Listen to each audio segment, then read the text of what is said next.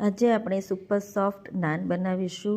ઘઉંના લોટના બનાવીશું. તો એક બાઉલમાં 2 કપ જેટલો ઘઉંનો લોટ, અડધો કપ મેંદો ઉમેરી દઈશું જેથી બાઇન્ડિંગ બહુ સારું એવું આવશે.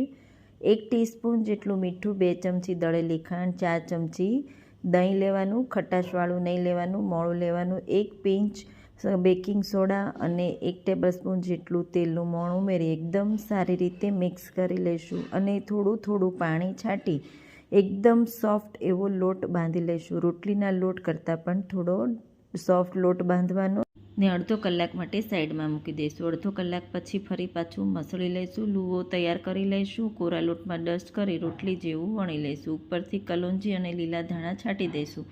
ફરી પાછું એકવાર વણી તવો ગરમ કરવા માટે મૂકી દીધો હતો અને તવામાં નાખી બંને બાજુ સાઈડ બ્રાઉન જેવી ડિઝાઇન આવે અને ઉપરથી તેલ છાંટી ફૂલેલા નાન હોટલના પણ ભૂલાવી દેવા બનશે.